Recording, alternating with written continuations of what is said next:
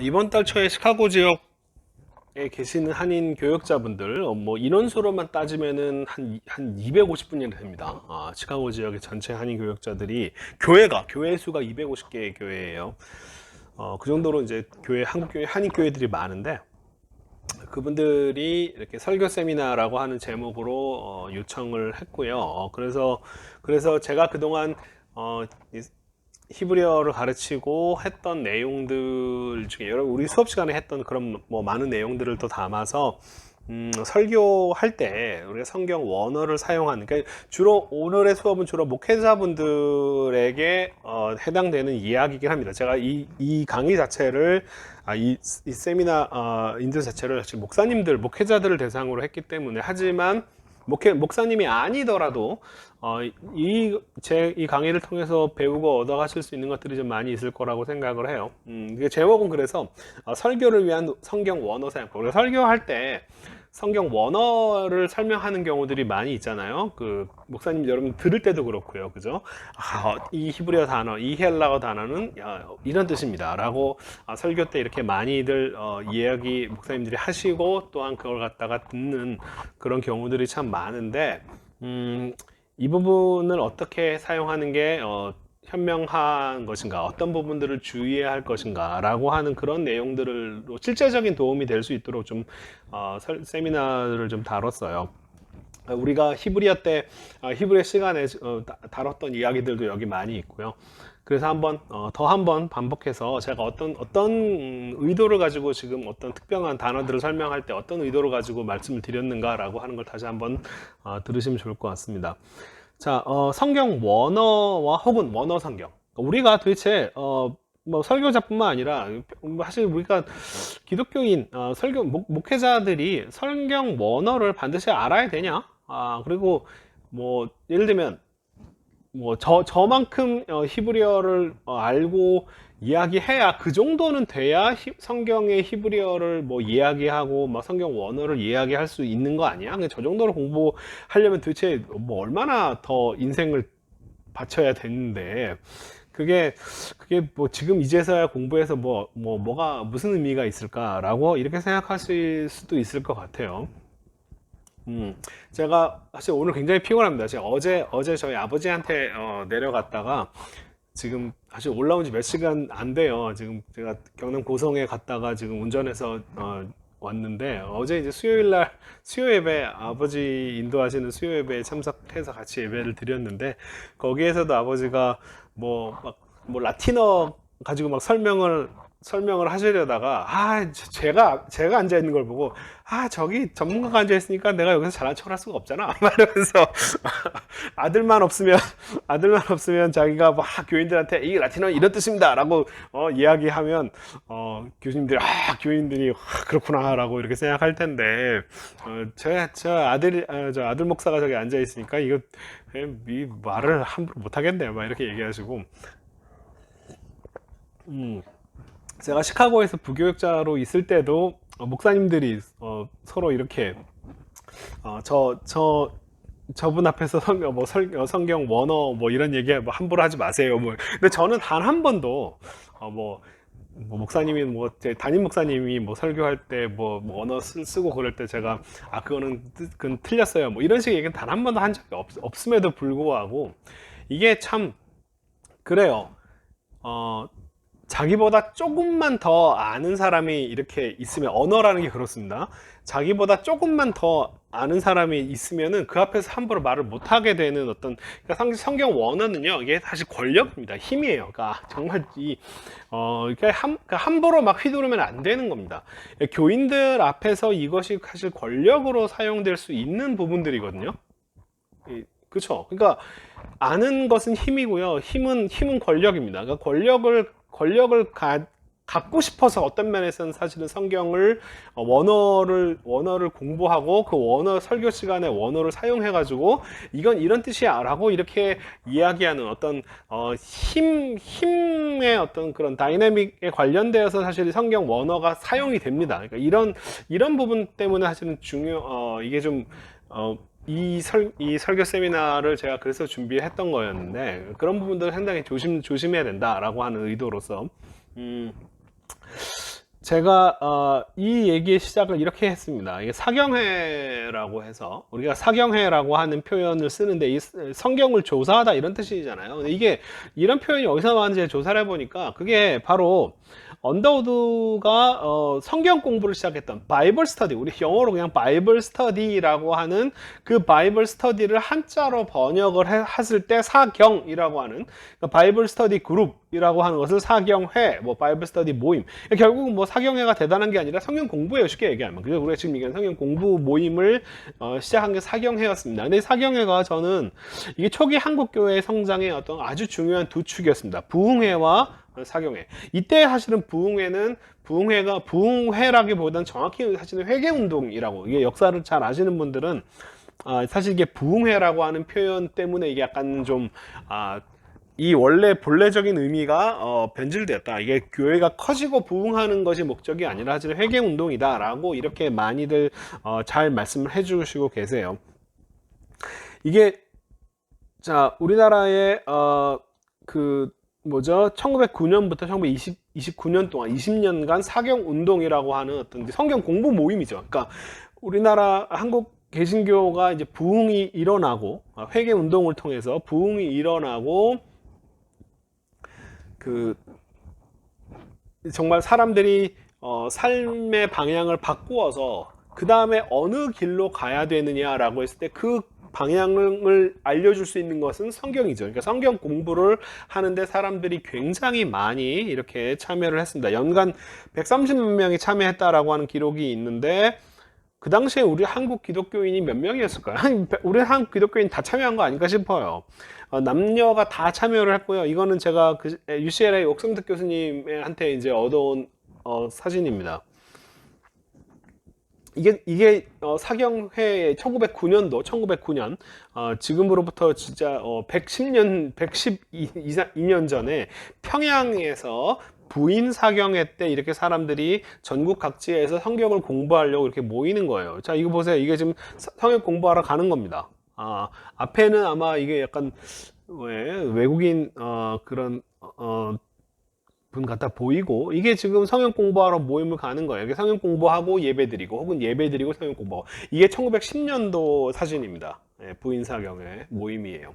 그리고 뭐 여자들만 이렇게 열심히 공부한 거 아니고 이 당시에 정말 여성들이 이렇게 정말 제가 기록을 하나 봤는데 1910년도 경 기록입니다. 지금부터 100년 정도 저된 기록인데, 그때 여자 선교사님 아마 이런 분 같은 분이 쓴 기록인데, 자기가 한국에서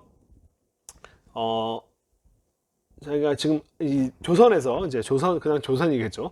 조선에서 대한제국 시절인가 어쨌든 그 여자들을 만났는데 그 한국의 여성들의 한 10명 중에 한두 명 정도만 이름이 있었고 나머지는 이름이 없었다라고 이렇게 기록을 해놓은 걸 봤어요. 그 정도로 지금으로부터 100년 전에 우리나라 여성들은 자기 이름조차 존재하지 않았던, 거의 뭐 10명, 10에 9 정도가 그 정도의 상황인데 이분들이 이렇게 공부를 하러 이렇게 쭉 모였다. 그리고 또 이분들이 나중에 이제 뭐 이름들도 이제 뭐 김환란 여사처럼 이제 헬렌을 이제 영어식의 이름이 헬렌을 환란으로 바꾸고 뭐 이런 식의 어떤 영어 이름들을 또 한국어식으로 바꾸고 본인의 어떤 이름들을 또 만들기도 하시고 막 이렇게 이게 단순히 그냥 단순히 그냥 단순히 성경만 배우는 모임인 것 자체가 아니라 여성 운동 자체에 있어서 아주 굉장히 중요한 역할도 했던 것 같아요. 아무튼 이건 이제 공주 영명학교 사경회 모임 사진이라고 합니다. 이거 다 옥성득 교수님한테 다 얻어온 거예요. 그러니까 이게 보시면, 그러니까 우리나라 처음에 교회가 이 부흥회로 끝난 게 아니라 부흥회 이후에 이 성경 공부하는 운동으로 쭉 나가는데, 근데 저는 이게 1980년을 기점으로 해가지고 사경회 성경 공부를 더 이상 하지 않게 되고 이것을 축복 부흥성회, 그 은사 부흥회로 대체가 됩니다. 1980년을 기점으로 1980년을 전후해가지고 한국 교회가 양적으로 가장 성장했던 시기. 그래서 한국 교회가 그리웠던 이 시대에는 정말 그냥 아무데나 깃발을 꽂으면 아무데나 정말 어떤 이 시대에 목회하셨던 목사님들 얘기를 들어보면 그냥 교회만 세우면 사람들이 그냥 몰려왔고 교회 크게 성장했고 이랬다는 거예요. 그래서 그때의 어떤 그런 그 부흥으로 되돌아가야 된다라고 이렇게 말씀하시는 분한테 저는 죄송합니다만 저 그렇게 생각하지 않아요 라고 얘기한 적이 있어요. 뭐냐면 1980년을 기점으로 해서 저는 1980년이 한국교회의 양적 성장의 최고조를 이루었던 시기인데 이렇게 성장할 수 있는 밑 배경에는 이 두 날개, 네? 사실 부흥회가 아니라 정확하게 얘기하면 회개 운동과 그 다음에 그 회개의 방향을 어디 방향으로 가야 되느냐 라고 하는 거를 성경을 통해서 배워왔던 이 두 가지 움직임이 한국교회가 양날개로 오랫동안 성장해 왔던 것의 결과물일 뿐이지. 1980년의 부흥은 오히려 1980년을 기점으로 해서 사경회가 사라지면서 더 이상 이제 교회가 굳이 양쪽 날개로 날 필요가 없는 거예요. 사람들이 더 이상 성경 공부를 할 필요가 없을 정도로 성장을 아주 쉽게 이제 교회를 하는 거죠. 목사님들도 성경 공부를 별로 하지도 안 해도 목사가 되고요. 저희 아버지도 사실은 그런 분 중에 하나입니다. 저희 아버지 오늘 이제 어떻게 이제 기독교인이 되었고 막 또 목사가 되었고 이런 과정들을 이제 저도 알고 있던 단편적인 기억들을 이제 오늘 아버지를 만나가지고 이제 계속 물어보고 제가 이분은 어떻게 만난 거예요? 어떻게 교회를 처음 나가게 되셨어요? 뭐 목사는 어떻게 되셨어요? 뭐 이런 얘기들 이제 다 하나씩 물어보고 했었는데 뭐 이때 한 거죠. 네. 자, 그러니까 오히려 저는 80년을 기점으로 한국교회가 이때가 정말 한국교회의 가장 아름다운 시기가 아니라 저는 이때가 한국교회가 망가져가는 원년이다 라고 생각을 합니다. 한국교회가 더 이상 두 날개로 날지 않고 한 날개로만 날면서 추락하기 시작한 그 해가 저는 80년이다 라고 생각을 합니다. 물론 여러분은 다른 평가를 내리실 수 있습니다. 그냥 제가 보는 관점에서 말씀을 드리는 거예요. 자, 근데 제가 재밌는 거 하나 알려드릴게요. 처음에 이 80년대 교회 상황과 한번, 요 80년도쯤에 제가 다녔던 교회들의 그것들을 염두에 두면서 한번 요 글을 한번 읽어보십시오. 이거 재밌는 얘기인데요. 자, 설교의 원어를 사용하는 경우, 자, 이거는 성직자들이 알려주는 꿀팁이라고 하는, 그러니까 소설 안에 있는 이야기입니다. 이건 제가 실제로 있는 소설에서 직접 인용한 거예요. 물론 외국 소설입니다. 한국 소설이 아니라 외국 소설이고요. 그 외국 소설을 번역한 것을 그 번역문을 이제 그대로 끌고 왔어요. 자, 성직자들은 자신들만의 노하우를 털어놓는다. 성직자로 있으면서 발견한 꿀팁. 어떻게 하면, 자, 꿀팁의 전략, 이 꿀팁을 왜 쓰느냐? 신자들로부터 최대한 많은 돈을 뽑아내는 것이 이 목표고요. 그리고 그 목표를 이루기 위한 전략 전술은 뭐냐면은 그들과 자신들을 멀찌감치 떨어뜨려 놓는 것이다. 거리 두기로서의 작전인 거죠. 그러니까 하나님의 종님, 그죠? 종님과 그 다음에 하나님의 종의 종들, 이렇게 이런 식으로 두 개를 나눠서 거리를 띄워놓는데, 그 거리를 띄워놓는 방법 중에 하나가 뭐냐면은 라틴어와 헬라어이다. 설교할 때 이런 단어를 쓰면 자기들도 이게 무슨 말인지도 모르지만 그것을 듣는 청중들은 경외감을 가지고 쳐다보게 된다. 즉 정치자들은 무지한 신자들로부터, 멍청한 신자들로부터 범접할 수 없는 수준으로 도약하기 시작한다. 자, 결국은 설교 시간에 뭐 원어를 사용해서 쓰는 이유가 뭐냐? 우리 목사님은 저렇게 히브리어도 잘하시고 헬라어도 잘하시고 이런 얘기를 듣고 싶어서예요. 그죠? 그러니까 거리두기입니다. 거리두기의 방법으로. 근데 그 중에 최종 목적은 돈을 많이 뽑아내는 거래요. 이거 실제로 소설에 있는 내용입니다. 제가 쓴 게 아니고요. 두 번째 꿀팁은 음성 변조이다. 이것도 재밌는 얘기여서 제가 그대로 갖고 왔어요. 설교할 때에는 평상시에 쓰는 톤을 사용하면 안 된다. 가급적 호소력이 생기는 목소리를 골라야 한다. 떨림 효과를 주면 더 호소력이 생긴다. 그래야만 사람들은 그것을 하나님의 음성이라고 믿기 때문이다. 특히 여성들에게 잘 먹히는 방법을 알려주자면 한번 울컥하는 신용을 해봐라. 효과는 만점이다. 그러면 내용이 중간에 많이 있고요. 설교할 때 위험 있게 서서 목을 쭉 빼고 청중들을 바라봐라. 그들 마음속에는 얼마를 바칠 것인가 하는 갈등의 폭풍이 몰아칠 것이다. 그럴 때 언제나 마무리는 웅장하고 아름다운 성가로 끝내라. 이 소설이 언제적 소설이냐면은 제프리 초서의 캔터베리 이야기라고 하는 1383년작입니다. 마틴 루터의 종교개혁이 일어나기 100 몇십 년 전 얘기죠. 그죠?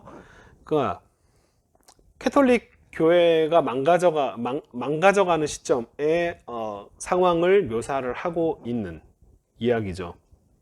자, 너무 재밌잖아요. 그죠? 이 참.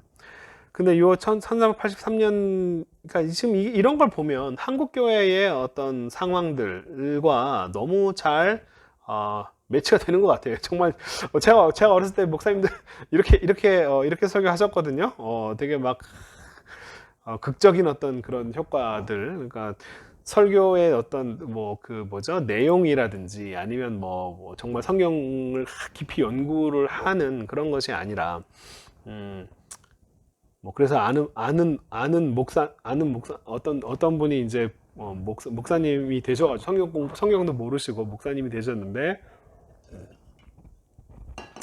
가인과 아벨에 대한 설교를 하면서 그래서 막 가인이 아벨을 칼로 확 찔러 죽였습니다. 이런 식으로 그런 내용이 성경에 없는데요.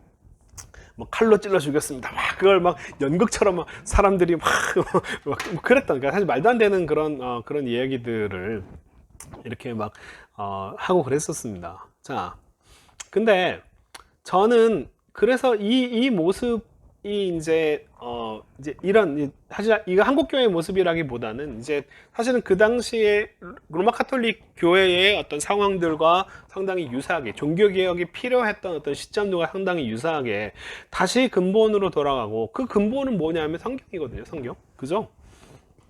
그걸 얘기했던 게 마틴 루터고요. 마틴 루터의 95개조 반박문의 제1번의 내용이 바로 그 내용이죠.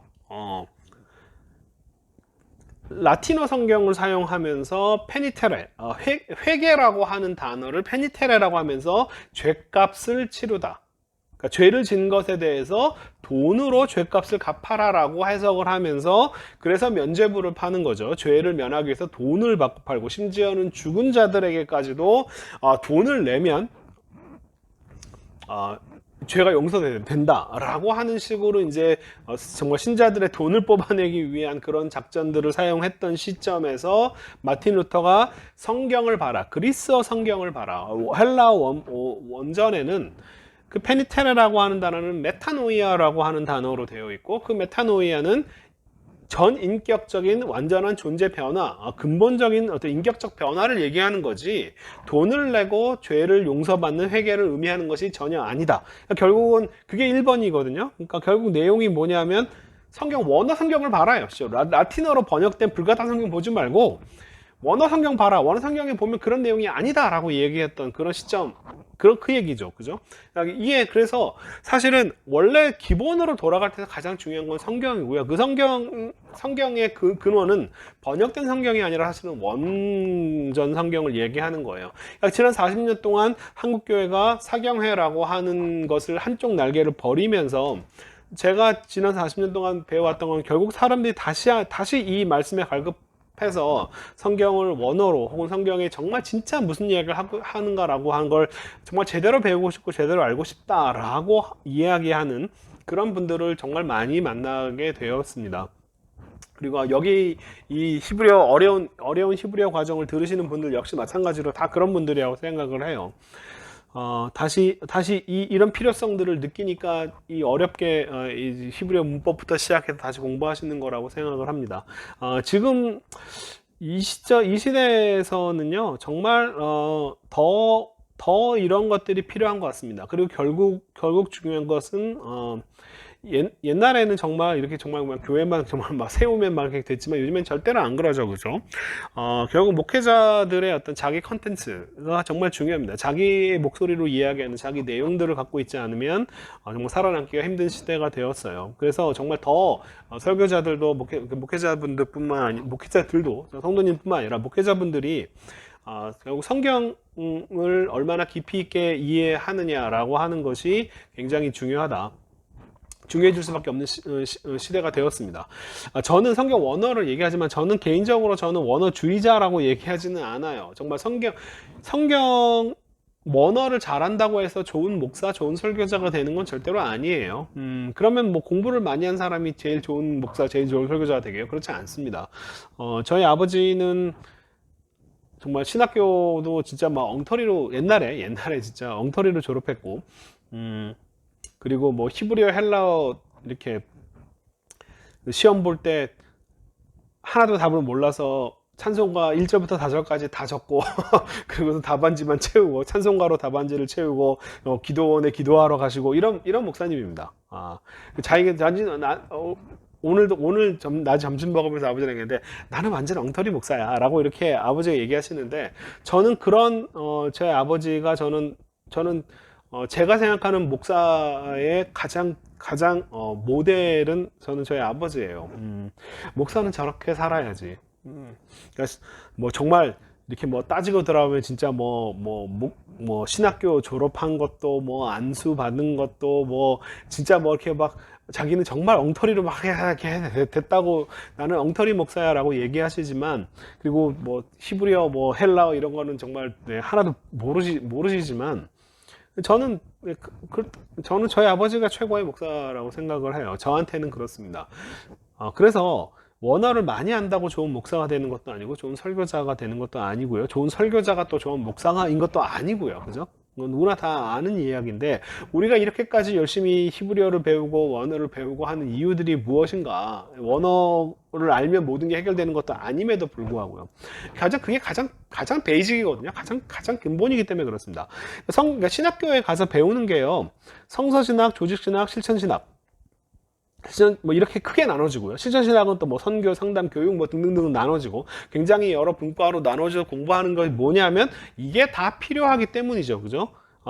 어떤 목사 한 사람이 되기 위해서 성경만 알아서 되는 것도 아니고요. 어떤 큰 틀에서 신학적인 어떤 사고들을 할 수 있는 그런 훈련도 해야 되고 그 다음에 선교는 어떻게 해야 되는 거, 기독교 상담이는 어떻게 해야 되는 것이고, 교육은 어떻게 해야 되는 이런 것들을 다 잘 알아야 사실은 좋은 목사가 되기 위한 기본적인 훈련들에는 이렇게 많은 것들이 필요하다라고 해서 이런 많은 과목들이 필요한 거죠.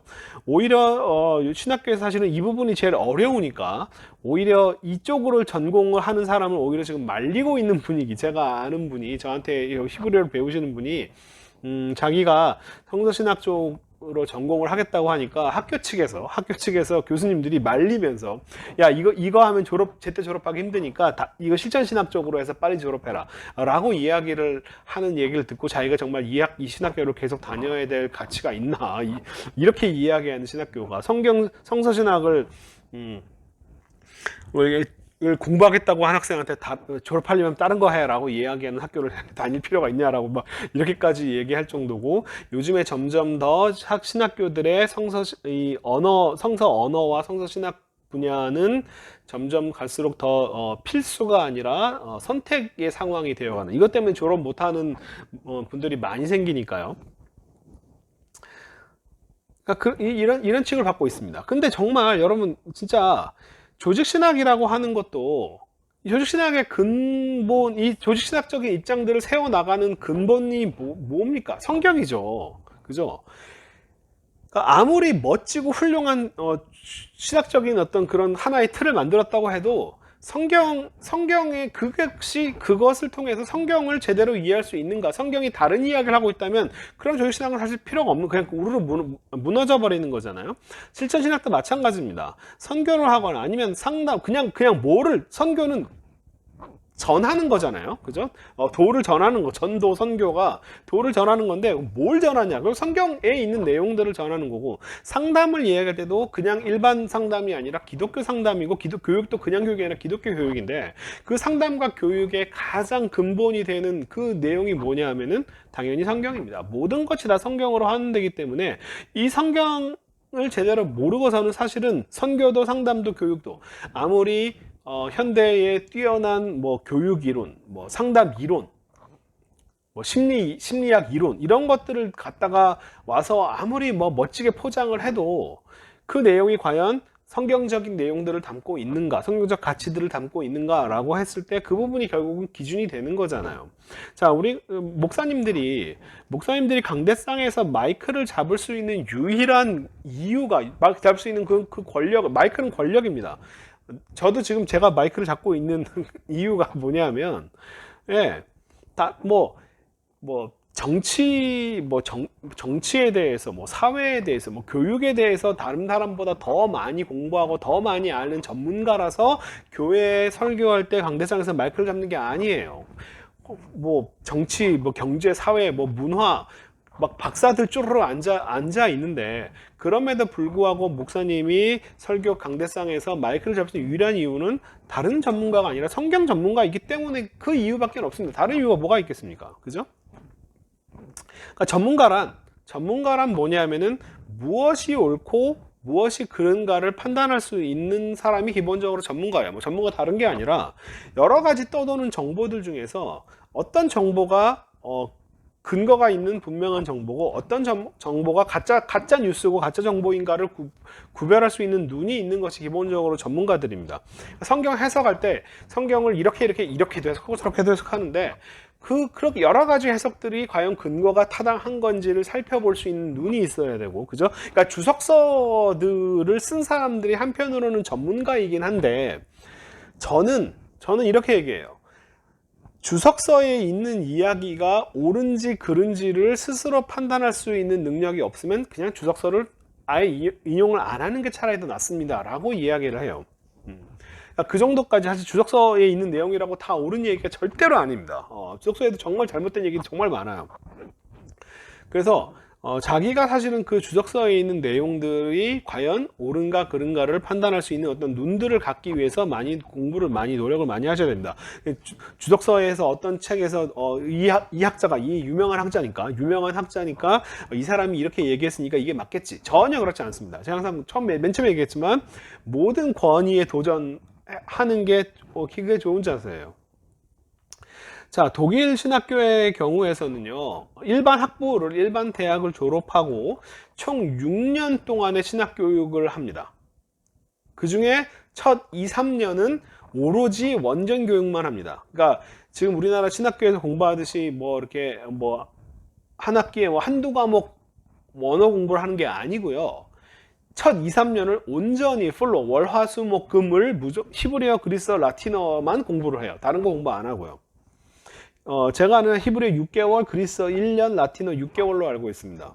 그 정도로 계속 이제 언어 공부만 시키는 거고, 그 다음에 각각의 언어에 대해서 2번씩의 시험을 치러요. 근데 그 시험은 그냥 학교에서 대충 과 교수님이 낸 수업 시험 이런 게 아니라요. 국가고시입니다. 국가고시로서 원전 시험을 보고요. 각 언어에 이제 한 번에 패스하면 되는데, 한 번에 실패한 사람은 한 번 더 기회를 주는데, 2번 시험을 봐서 2번 다 탈락하면 한 과목이라도 2번 탈락하면 짐 싸가지고 집에 가야 됩니다. 너는 목사가 될 자격이 없어. 왜? 성경을 원어로 읽지 못하는 사람이 무슨 성경을 가르쳐?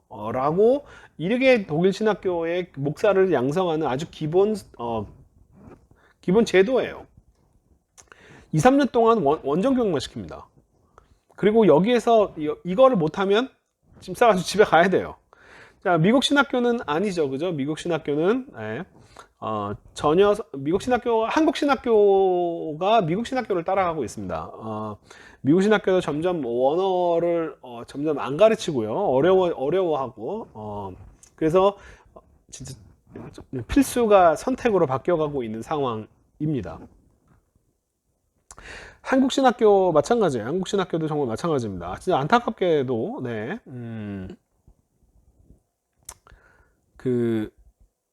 정말 어떤 목회학 박사 과정인데요.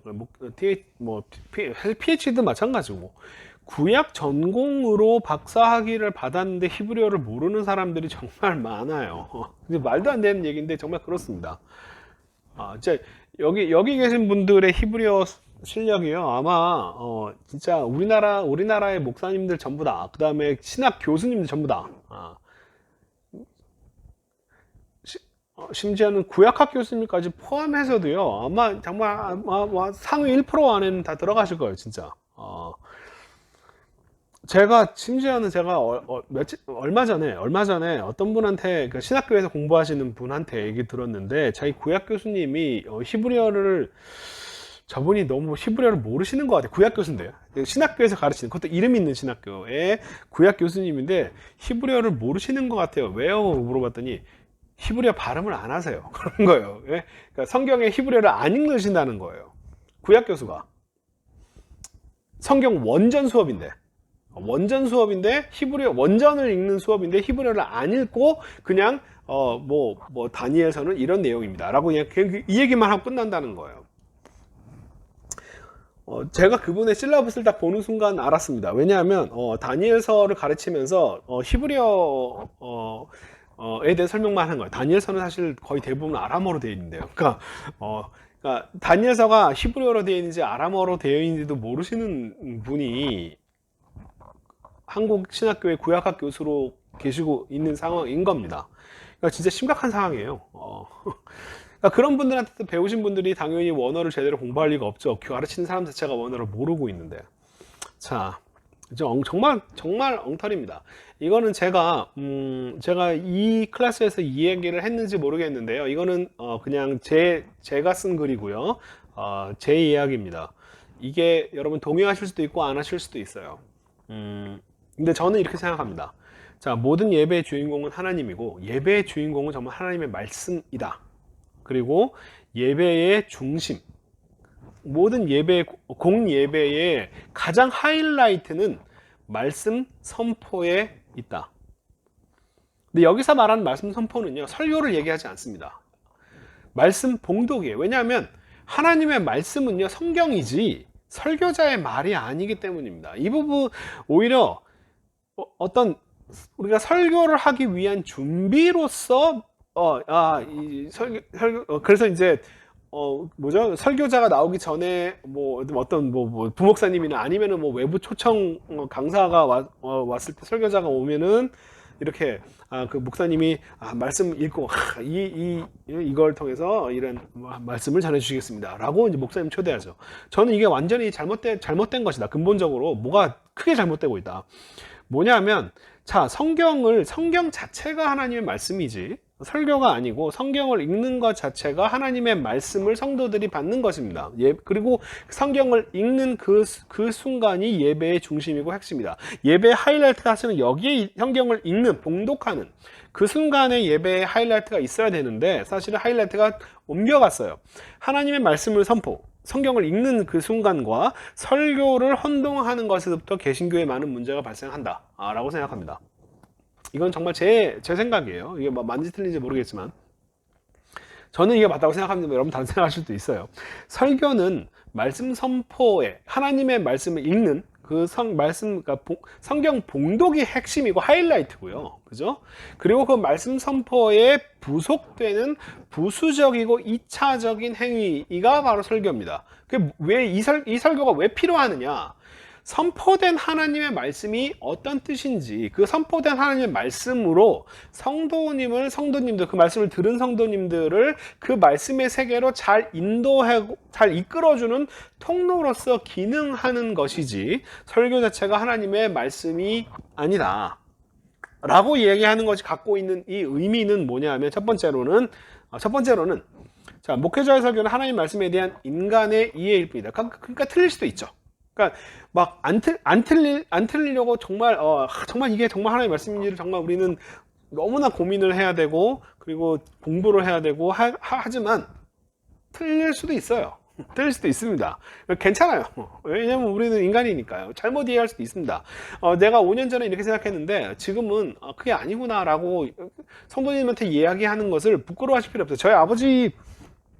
저희 아버지 어머니가 가끔 이런 대화를 하세요.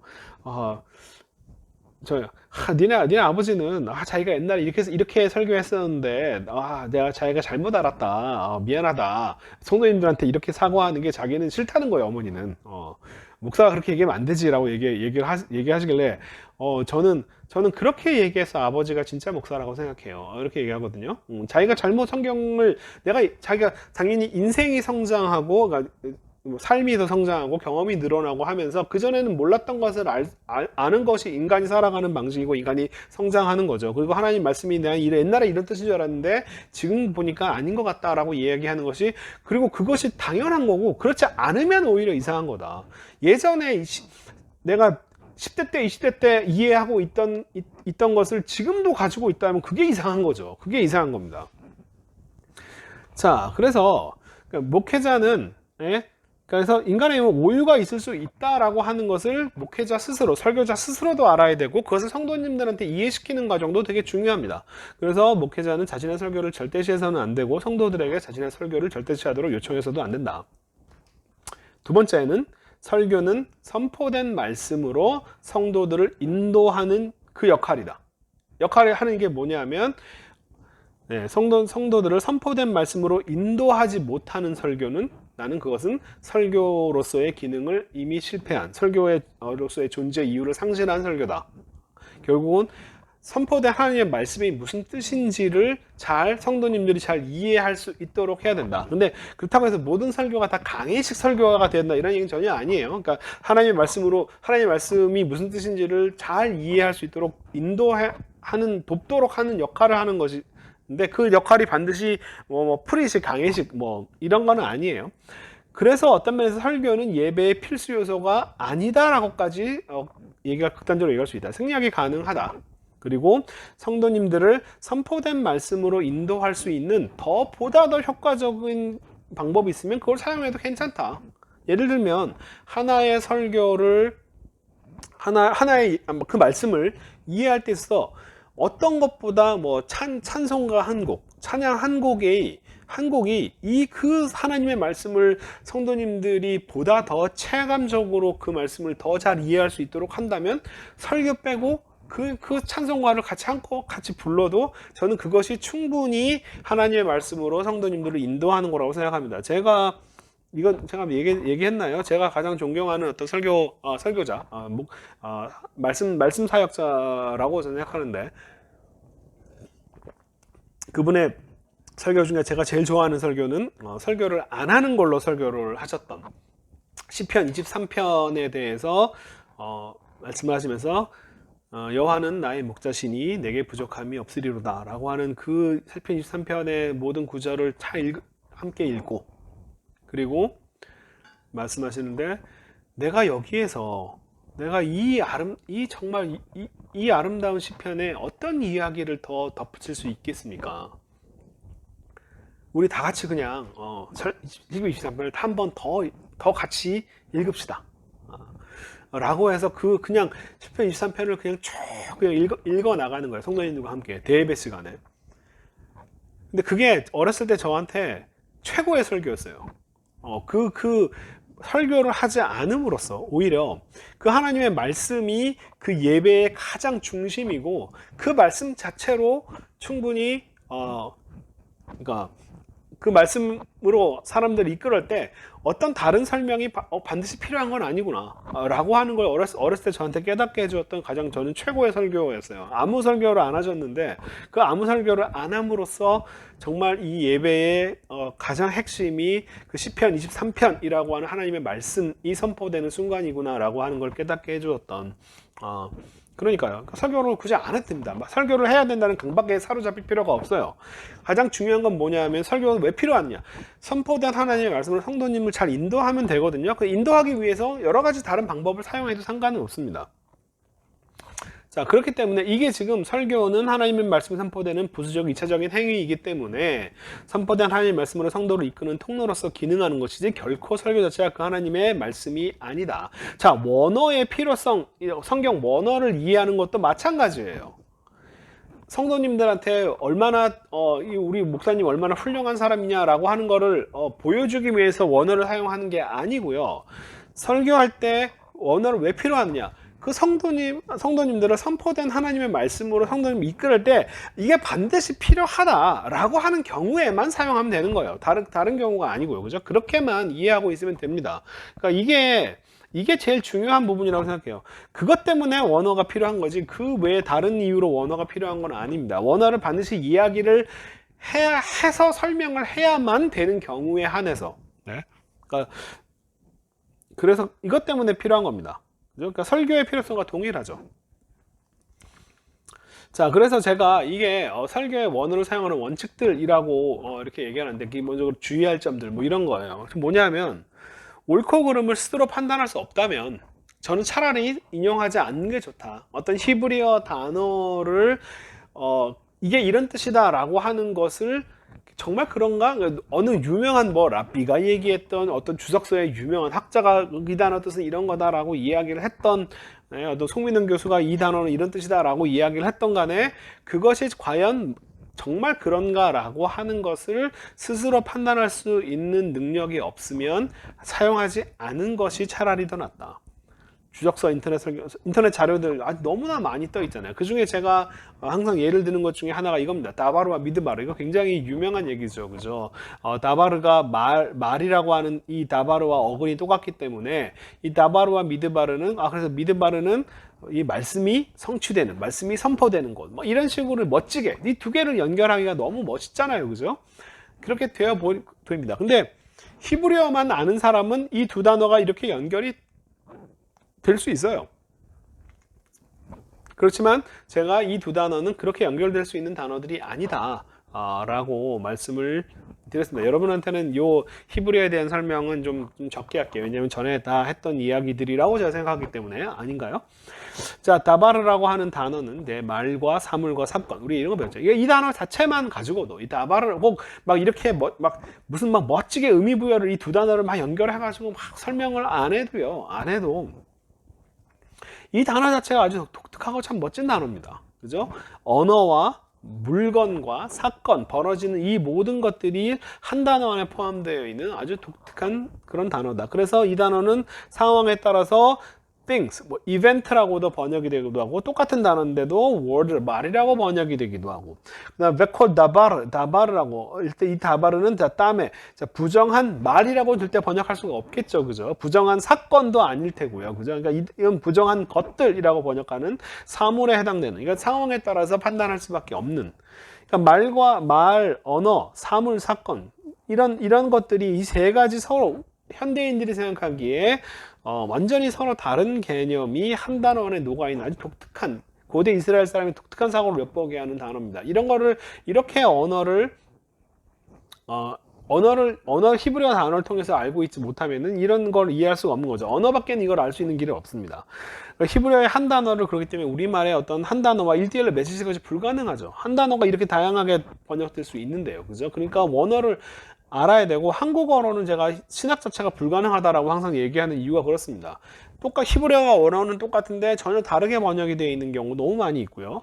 그 다음에 히브리어 단어는 원래 원어는 다른 단어인데 우리말로 똑같이 번역되어 있는 경우도 되게 많이 있고요. 그래서 한글 성경만 가지고서 신학을 한다는 것은 사실 말이 안 되는 이야기입니다. 근데 반면에 미드바르라고 하는 것은 광야, 목초지, 그러니까 사람이 살 수 없는 곳인데 뭐 풀이 나 있는 경우도 있고 완전히 사막 지역 같은 경우일 수도 있고요. 풀이 조금이라도 있지만 나무가 자라지 못하는 곳은 사람이 같이 못 살기 때문에 풀이 조금씩 자라도 사람이 살 수 없는 곳일 겁니다. 그래서 이 두 개념이 이 미드바르라고 하는 단어와 함께 같이 이 안에 다 포함이 되어 있는데, 그래서 사람이 살 수 없는 광야라는 것과 그 다음에 양이나 소떼들을 몰고 가는 어떤 초장, 광야, 목장, 이런 의미로도 이 미드바르라고 하는 단어가 둘 다 쓰입니다. 근데 이 두 단어를 연결하는 게 히브리어로는 가능하다. 다바르라고 하는 것에 앞에 맴을 붙여가지고 이렇게 다바르 하는 곳, 이렇게 이야기를 하는 건 맞아요. 이건 맞습니다. 앞에 맴이라고 하는 것은 추상명사를 만들거나 장소적인 의미를, 여기서는 장소적인 의미죠. 다바르 하는 곳, 이 자체는 맞는 얘기예요. 문제는 이 다바르가 말하다라고 하는 히브리어 이 다바르냐 아니냐가 문제죠. 그죠? 자, 이 미드바르라고 하는 거는 히브리어 외에도 우가리더, 아람어, 아카드어 등에서 광야, 목초지라는 의미로 다 사용되는 단어임에도 불구하고, 이 다바르는 히브리어에서는 말, 사물이라는 뜻으로 사용되는데, 거의 사실 저는 히브리어에서만 사용된다고 생각합니다. 이걸 누가 페니케아어에도 다바르가 말이라는 의미로 사용되었다라고 그렇게 써놓은 기록인데, 저는 그것은 근거가 박약하다라고 생각을 합니다. 어쨌든 이 다바르라는 단어는 히브리어에서 아주 많이 사용되는 단어인데요. 말이라고 하는 의미로. 그런데 다른 언어에서는, 고대 근동의 다른 언어에서는 이 다바르라는 단어는 단 한 번도 언어라고 하는 의미, 말이라고 하는 단어로 사용하지 않는다는 거예요. 대신에 이런 히브리어, 우가리더, 아람어, 아카드어 등에서 히브리어도 마찬가지인데 이 단어들에서 이 다바르라고 하는 어근이 어떻게 쓰이냐면은 to lead, to drive away. 어디로? 내 소나 양떼들, 가축을 몰고 가다라고 하는 의미로는 다 쓰인다는 거예요. 그러니까 우가리더, 아람어, 히브리어에는 다바르와 미드바르가 말과 뭐 이렇게 연결할 수 있을지는 모르겠지만, 하지만 이게 이 미드바르가 히브리어에서 사용되는 아니라 다른 언어에서 다 사용하고 있는 건데, 인근 언어들에서는 이 단어를 이렇게 사용하고 있다. 그러니까 이 다바르의 미드바르의 다바르는 말하다라고 하는 히브리어에서만 사용되는 단어가 아니라 이 언어에서도 똑같이 사용하는 의미로 이해하는 게 보다 옳다라고 이야기를 드려서, 그러니까 결국 소떼를 풀을 먹이러 가축을 이끌고 가는 곳이라고 하는 의미로 미드바를 이해하는 것이지 어떤 뭐 말씀이 뭐 언약이 성취되는 뭐 이런 건 아니다. 라고 이렇게 뭐 되게 멋지게 막 의미 부여해서 말하는 것 같지만, 사실 히브리어만 아는 사람은 그렇게 얘기할 수 있을지 모르겠지만, 히브리어 이 비교 세모학적인 어떤 이런 기반들이 있어야 이런 실수들을 안 하게 됩니다. 그러나 이런 기반에서도 어원에 대한 설명은 역시 추정입니다. 스콜라릭 컨젝처라고 하죠. 근데 이 스콜라릭 컨젝처라고 하는 용어에 대해서 좀 다시 한번 제가 설명을 드릴게요. 이거는 그냥 단순한 상상력을 사용하는 것은 아니다. 오히려 추정이니까 그냥 이렇게 설명해도 되는 거 아니냐라고 생각할 수도 있는데, 저는 스콜라릭 컨젝처는 첫 번째로는 자료는 확대하고, 근거가 되는 자료는 확대하고, 두 번째 상상력에는 최대한 고삐를 채우는, 최대한 자제하는, 상상력을 오히려 자제하는 역할을 합니다. 세 번째는 뭐냐면은 방법론적 일관성 을 추구해야 됩니다. 그러니까 그냥 아무렇게나 연결하는 것이 아니라, 그 다음에 개별적으로 이 단어 이렇게 연결하는 게 아니라, 여기서 적용했던 그 방법을 다른 상황, 다른 단어에도 똑같이 적용할 수 있는가를 계속 검증해 봐야 되는 거예요. 그러니까 방법론적 일관성이 있어야 됩니다. 그러니까 이런 훈련들을 통해서 상상력을 마음대로 막 사용하는 것이 아니라 오히려 상상력은 자제하는 것이 바로 스콜라릭 컨젝처이기 때문에, 추정이라고 해서 똑같은 추정, 그냥 뭐 추정이니까 아무렇게나 말해도 되는 거 아니냐라고 얘기할 수 있는 것은 절대 아닙니다. 그러니까 이런 훈련들을 받아야 할 수 있는 거죠. 그냥 이 훈련 받는다고 해서 뭐 결론이 다 똑같은 것도 아닙니다. 서로 다 다른 이야기를 해요. 그래서 이렇게 옳고 그름을 스스로 판단할 수 없으면, 가급적이면 그냥 차라리 사용하지 않는 게 좋다. 그 다음에 사실은 실제적으로는 이게 제일 중요합니다. 어떤 한 단어의 어원적 설명이 반드시 그 성경 본문의 문맥과 일치하느냐, 이 부분이 사실은 제일 중요합니다. 그러니까 결국은 이 문맥 속에서 검증을 받아야만 한다. 제가 스올과 네필림이라고 하는 단어에 대한 설명을 했었죠. 그죠? 이게 스올이라고 하는 단어를 샤알이라고 하는, 묻다 질문하다라고 하는 샤알이라고 하는 단어와 연결시키기가 너무 좋아요. 왜냐하면 어근은 똑같이 쓰이니까. 그렇죠? 시올이라고 하는 이 단어나 묻다 질문하다가 쉰 알레프 라메 똑같은데, 그러면 그래서 뭐 이 스올이라고 하는 것이 뭐 질문, 물어보는 곳, 네가 인생을 똑바로 살았는지 검증받는 곳, 혹은 아니면 무슨 그 이집트에 있는 신화에 나오는 것처럼 뭐 수수께끼 같은 걸 내 가지고 그 답을 맞추면 가고 그런 식의 이야기들을 하긴 하는데, 자, 성경 어디에도 제가 아는 한 이 슈올이라고 하는 것과 질문하다, 샤알이라고 하는 단어를 연결해서 설명한 것이 단 한 군데도 없다.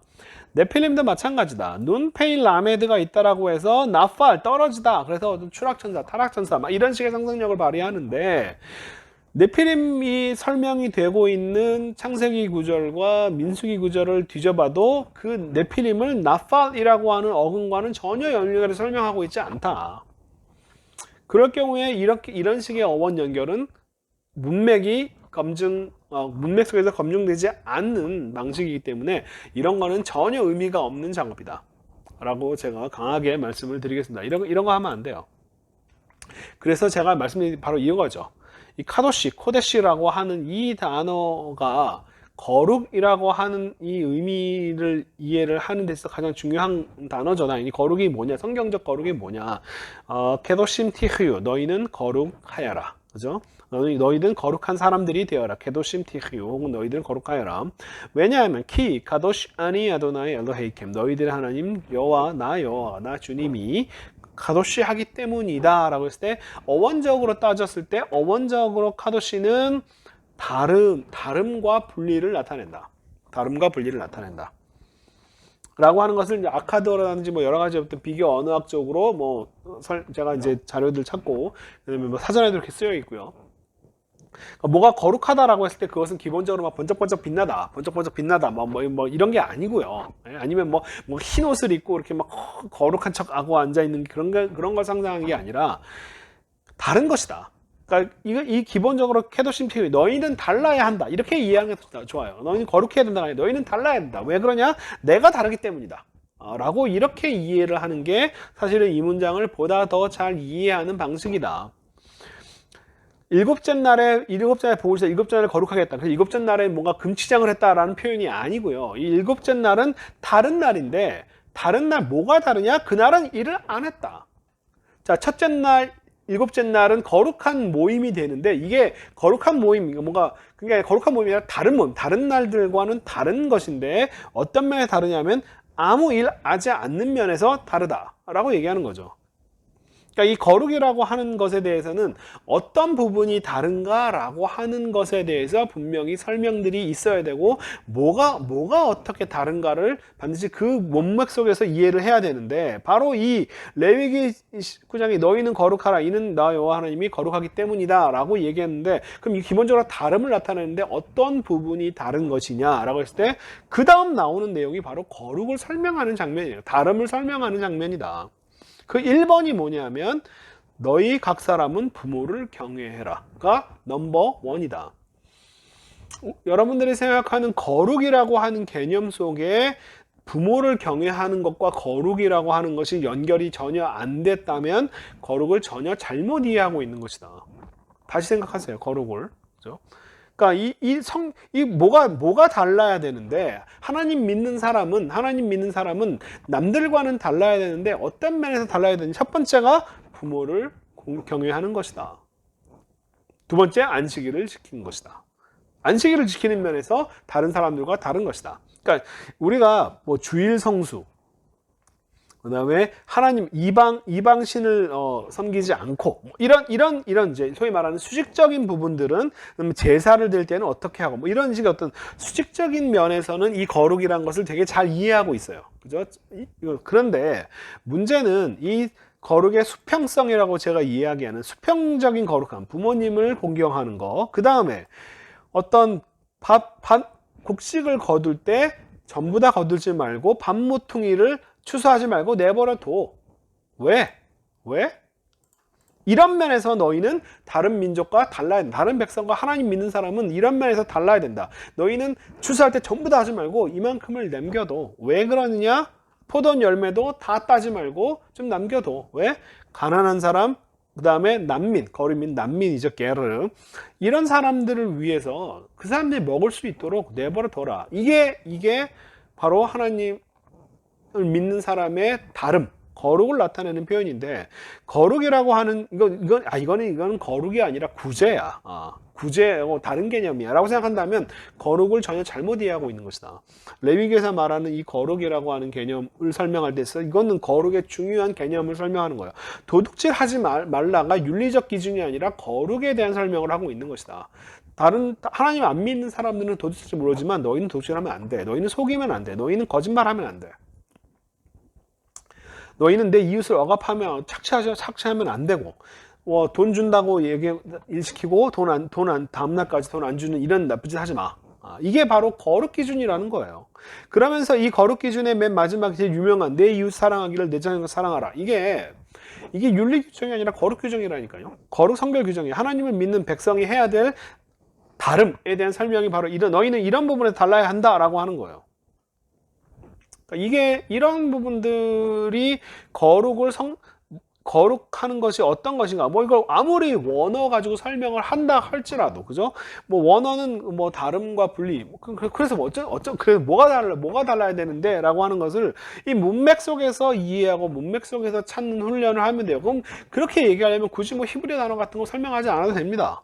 우리가 거룩이라고 번역을 해놨지만 어떤 면이 어떤 점에서 거룩해야 되는가라고 하는 것을 설명을 쭉 다 하고 있는 거예요. 이 부분을 이 부분이 바로 하나님께서 성경을 레위기에서 말하는 거룩이라고 하는 개념이다라고 하는 것을 뭐 꼭 굳이 원어 몰라도 이 문맥만 제대로 알고 이해를 해도 사실은 충분히 얘기가 될 수 있는 부분들이에요.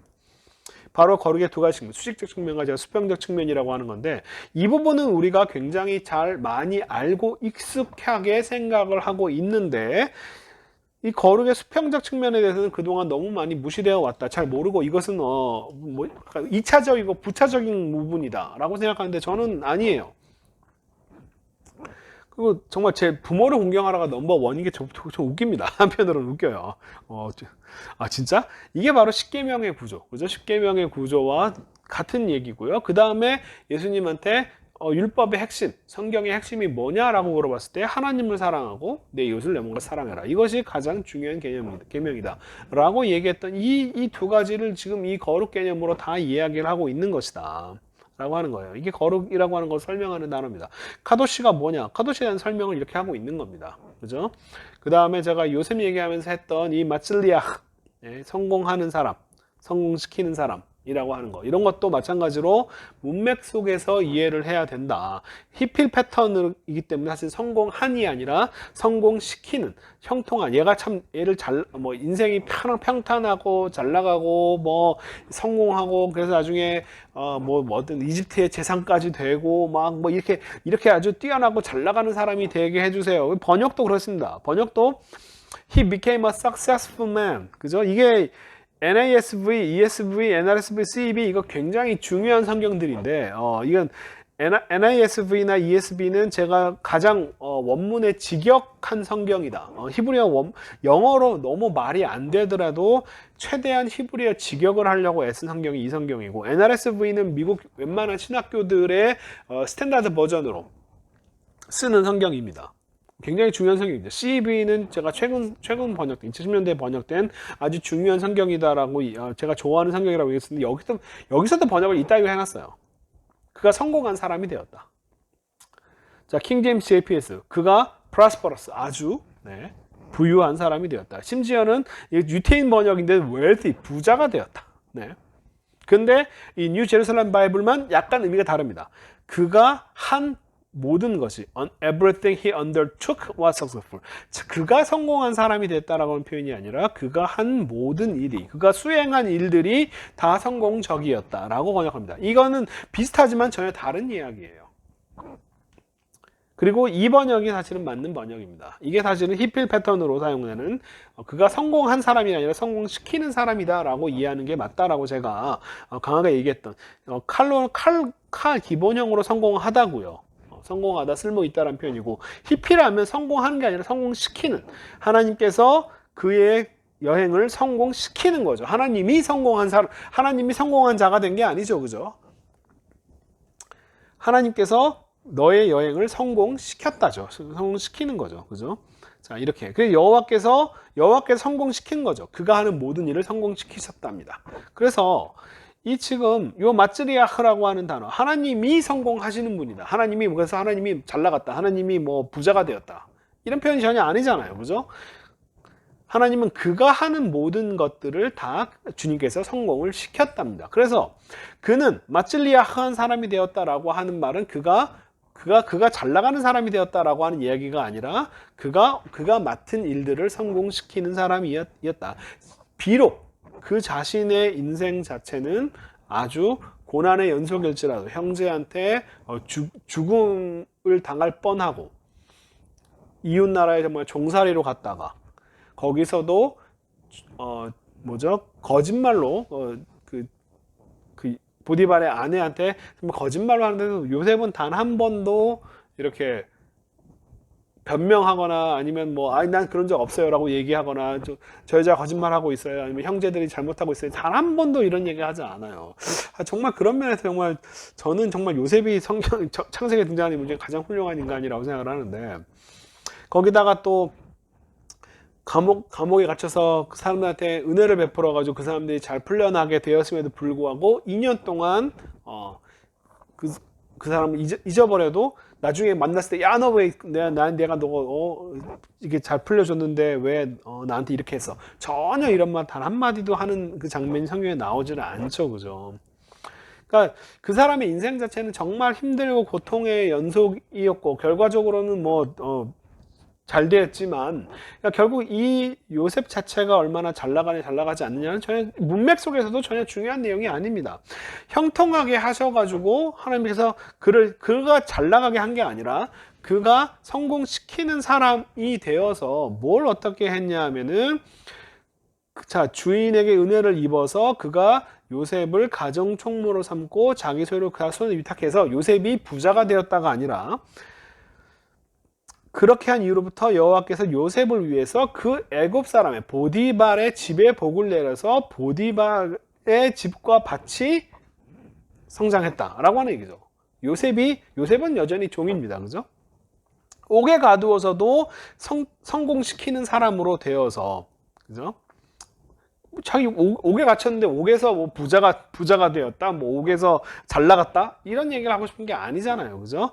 창세기 42장 자체가 이 이슈 마젤리아 성공시키는 사람 요셉이 어떤 것인가를 설명하는 장이다. 이런 문맥 속에서 이야기하면 요셉이 성공하고 뭐 부자가 됐고 뭐 잘 나갔다라고 하는 이야기를 하고 싶은 건지 아니면은 하나님이 요셉과 함께하기 때문에 요셉이 그 사람 인생 자체는 얼마나 고난의 연속일지라도 그 사람이 얼마나 그 사람이 맡은 일들을 하나님께서 다 성공시키셨다라고 하는 이 성공시키는 사람에 대한 설명이었다라고 이렇게 얘기하면 그 자신의 처지는 불과 이렇게 힘들더라도 그가 맡은 일을 그가 성공시키는 사람이었다라고 이해하는 자, 그 다음에 이제 좀 더 고급 레벨로 사실은 들어가면 원어는 사실은 원어를 제대로 이해하는 것이 정말 번역 성경에 줄 수 없는 아주 깊은 뜻을 드러냅니다.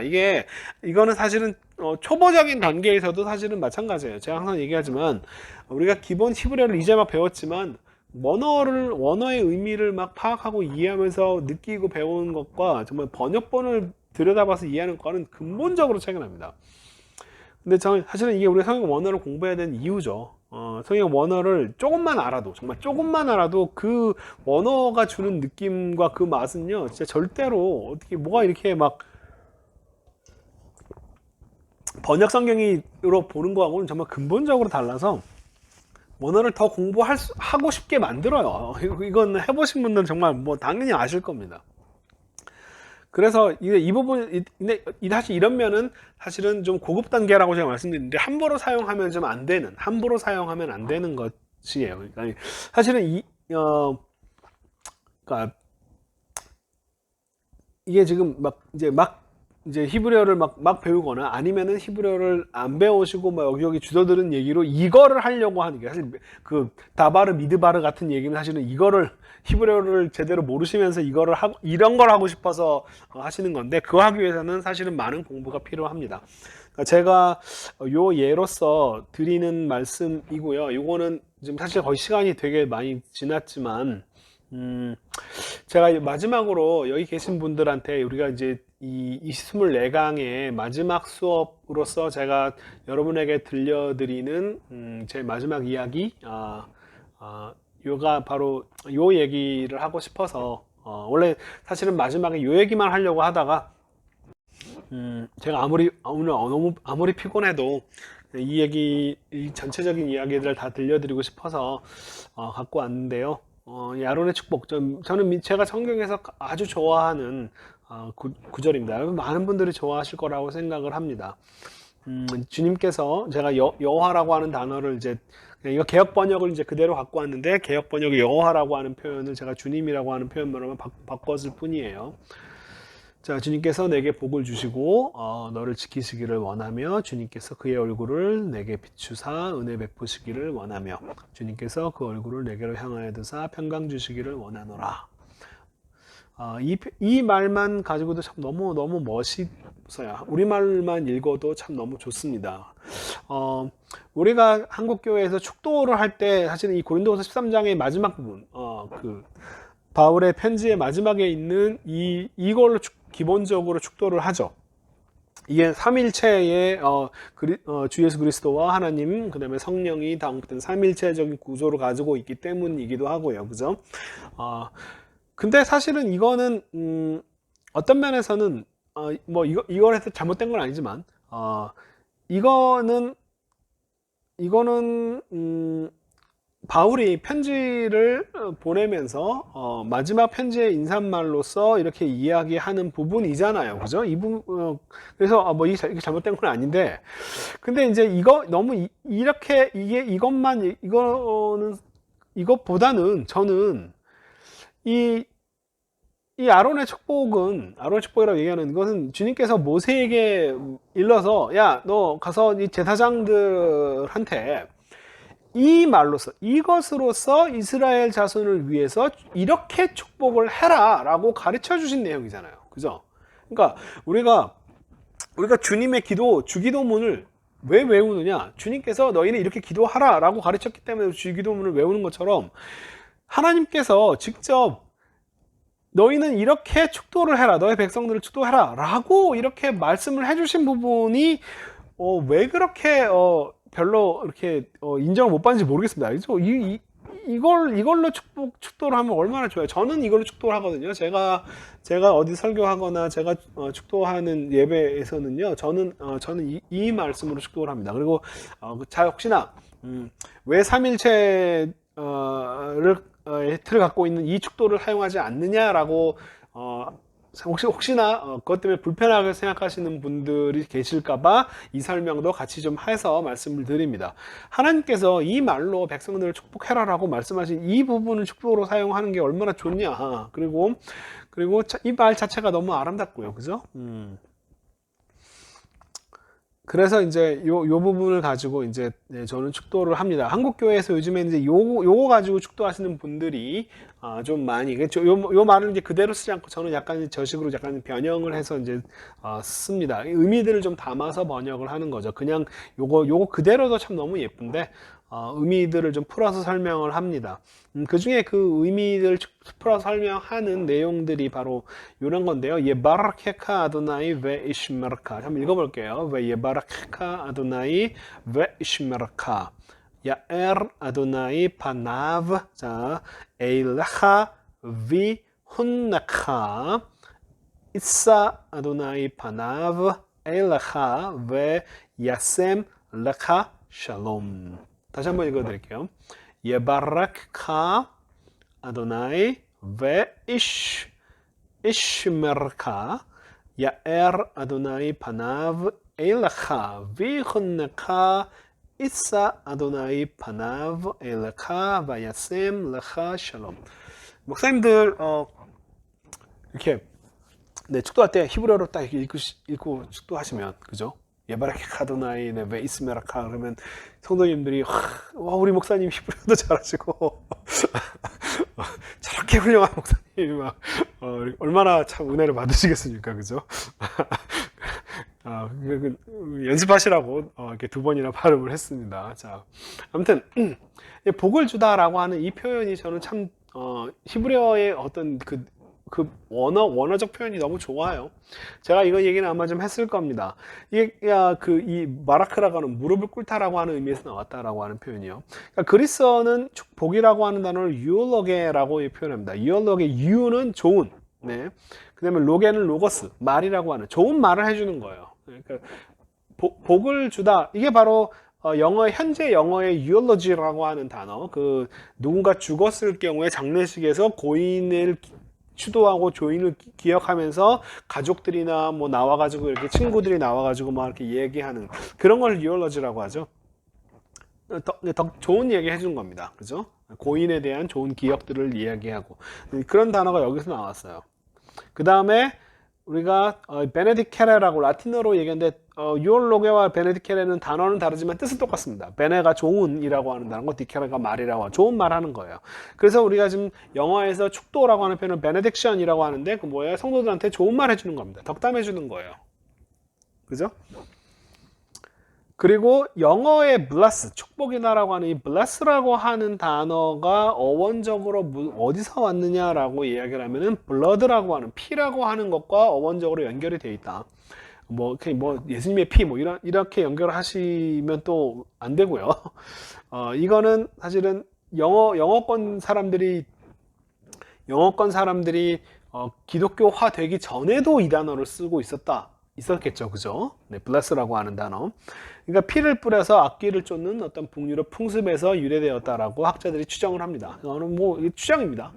그냥 추정이라서 100% 정확한 건 아니지만 이렇게 설명하기도 하고요. 네. 그 다음에 한자의 뭐 저보다도 한자에 대해 더 많이 아시는 분들이 계시서 여기 단어에 대해서 뭐 다른 설명들도 있을 수 있는데 제가 들은 바로는 이 설명을 연구자에 의해서 들은 바로는 이 볼시자가 아니라 이게 의복 의자를 축약한 것이다라고 이게 뭐 그래서 사람 입 위에 지붕이 있고요, 그죠? 지붕이 있고 밭이 있고 그 다음에 입을 옷이 있고 결국은 이 복이라고 하는 단어는 기본적인 의식주 문제가 해결된 상태다. 뭐 어떤 분은 뭐 다른 설명을 또 막 하시더라고요. 근데 저는 기본적으로 뭐 이렇게 설명하는 거를 제가 들었습니다. 저는 한자에 대해서는 잘 모릅니다. 제가 들은 이야기를 하는 거예요. 이게 맞을 수도 있고 아닐 수도 있죠. 그러니까 의식주 문제가 해결된 상태. 그러니까 복이라고 하는 것을 각 언어권이 다르게 생각하고 있다는 거죠. 그러니까 그리스나 라틴 문화권에서는 좋은 말 해주는 거예요. 좋은 말 해주는 거. 영어에서는 어떤 악기나 재앙을 막아주는 게 그게 바로 복이다 라고 생각을 하고 있는 거고요. 한자 문화권에서는 먹을 거, 입을 거, 자는 거 문제, 이런 문제들이 해결이 되는 상태가 복된 거다 라고 생각한다는 거예요. 기본적으로 각 문화권마다 이 복이라고 하는 단어를 이해하는 방식이 다르다. 그런데 히브리어의 복이라고 하는 베라크는 그러면 이 중에서 무엇과 연결되냐면 아무것도 연결이 되지 않는다. 독특하게 이 바라크라고 하는 단어는 무릎이다. 무릎을 꿇다라고 하는 단어와 연결이 되는 단어다. 바라크가 아주 재밌는, 이 칼로 사용되면, 기본형으로 사용되면은 우리가 굽혀 경배하면 우리를 지으신 여호와 앞에 무릎을 꿇자라고, 이 바라크라가 칼 동사로 쓰인 케이스입니다. 기본적으로 무릎을 꿇다라고 하는 단어예요. 그러면 축복하다라고 하는 말은 무슨 말이냐면 사실 이게 PL-팩티티브입니다. 우리 문법 시간에 배웠죠. 이 바라크, 무릎을 꿇다라고 하는 말을 갖다가 PL 패턴으로 만들어서 축복하다라고 쓰는데 그건 뭐냐면 상대방을 무릎 꿇은 상태로 만들다라고 하는 뜻이에요. PL-팩티티브입니다. 요 상황, 요런 상황이죠. 그죠? 요 상황입니다. 이런 상황을 설명하는 거예요. 자, 요 단어에 대해서 좀 이따 설명을 해드릴게요. 자, 그 다음에 너를 지키시고 했을 때 이게 샤마르라고 하는 단어. 그죠? 샤마르. 근데 이 샤마르도 그냥 뜻이 하나가 아닙니다. 샤마르라고 하는 단어가 쓰이는 경우들을 보면은 자, 지키다, 보호하다. 그러니까 너를 지키시고라고 하는 표현이 너를 잘 하나님께서 보호하시고라고 하는 의미로 충분히 이해하고 그거 맞는 얘기일 거예요. 그렇지만 반드시 꼭 이런 의미로 한정되는 것은 아닙니다. 자, keep, 간직하다. 뭘 이렇게, 오랫동안 간직하다. 그 다음에 어떤 명령, 의무를 지키다라고 하는 의미로도 샤마르가 쓰이고요. 그 다음에 심지어는 도망치지 못하게 막는 것을 또한 감옥, 못 가게 막는 거, 이런 식으로요. 도망치지 못하게 하거나 못 가게 막고, 이런 거. 그래서 여호와께서 우리를 촉같은 단어지만 한 번은 보호하시고 그 다음에 화엄경을 두어 생명나무의 길을 지키게. 생명나무의 길로 생명나무로 못 가게 하는 거죠. 그죠? 생명나무의 길을 보호하다가 아니잖아요. 그죠? 생명나무가 다칠까봐 보호하는 게 아니라 생명나무로 가지 못하게 하는 그 역할을 하는 겁니다. 너희가 내 계명과 내 율법을 지키다는 내 계명과 율법을 보호하다의 의미는 아니잖아요. 그죠? 그걸 잘 따르라라고 하는 표현이고요. 그러니까 요압이 그 성벽을 살펴라고 번역했는데 사실은 요압이 그 성을 막아서 우리아가 못 나오게 그 성을 지켰다라고 하는 그런 표현으로 쓰이는 말입니다. 그러니까 그 다음에 사실 샤마르는 감옥이라고 하는 단어를 쓸 때도 이 단어가 쓰이기도 하고 여러 가지 의미로 사용되고 있어요. 그래서 하나님께서 우리를 지키시다라고 하는 표현이 단순히 그냥 물론 보호의 의미가 가장 문맥적으로 가장 맞는 표현인 좀 생각되지만 하나님께서 우리를 뭐 잘못된 길로 못 가게 막으시는 것도 사실은 이런 표현이고요. 그죠? 하지 말아야 될 것을 하지 못하게 막으시는 것도 사실은 이런 표현일 수 있습니다. 어떤 길을 못 가게 막으시는 것도 사실은 이 샤말의 의미로도 이해될 수 있고요. 그러니까 굉장히 다층적으로 이해될 수 있는 구절입니다. 단순히 딱 1번의 의미로만 이 단어를 한정해서 이해하시지 마시고요. 굉장히 이 하나님께서 우리를 보호하신다라고 하는 개념을 우리가 안 다치게 잘 보호하신다라고 하는 개념을 여러 가지의 의미들로 확장해서 이해하시는 것이 좋습니다. 야어르, 야에르, 빛을 비추다. 오르라고 하는 단어에서 왔죠. 그죠? 이 표현을 히브리어로 직역을 하면요. 주님께서 그의 얼굴을 내게로, 당신에게로 향해서 빛나게 빛에서 얼굴에서, 주님의 얼굴에서 빛이 나와서 축복의 대상에게 빛을 발사하는 이제 이런 의미예요. 그래서 하나님은 우리를 긍휼히 여기서 유명한 구절이죠. 복을 주시고 그 얼굴 빛으로 우리에게 비추다. 요 표현이 사실은 이 민수기의 표현을 그대로 갖고 온 표현입니다. 그 얼굴 빛으로 우리에게 비추다. 정말 멋있는 표현이에요. 하나님의 얼굴에서 빛이 나와서 우리의 앞길을 비춰주시고 우리를 향해서 비춰주시고 너무 멋있는 표현입니다. 정말 시적인 표현이죠. 은혜라고 하는, 헨이라고 하는 단어는 제가 설명을 많이 했습니다. 공짜, 값없음을 나타내는 그런 표현이고 불쌍히 여김, 긍휼이라고 하는 표현이죠. 그래서 바로 하나님은 우리를 긍휼히 복을 하나님께서 우리를 왜 복 주시느냐라고 하면은 우리가 불쌍해서 공짜로, 그죠? 우리가 뭐 해서가 아니라, 그죠? 그러니까 사실은 이게 뭐 구약은 율법의 하나님, 신약은 은혜의 하나님 웃기는 얘기입니다. 이게 바로 은혜의 하나님에 대한 설명이잖아요, 그죠? 하나님이 우리에게 은혜를 베푸신다라고 그냥 우리가 뭘 잘해서가 아니라 우리가 너무 제가 너무 불쌍해서, 그죠? 제가 그냥 공짜로 주시는 거예요. 복을 주시는 뭘 해서 주는 게 아니라 이 긍휼이라고 하는 것은 우리가 불쌍해서 우리가 공짜로 하나님께서 우리에게 이렇게 복을 주시고 그 다음에 우리에게 빛을 비추는 것은 우리가 뭘 해서가 아니에요. 이게 은혜의 하나님에 대한 설명이잖아요. 시편에 이미 다 은혜의 하나님에 대한 이야기를 하고 있어요. 그죠?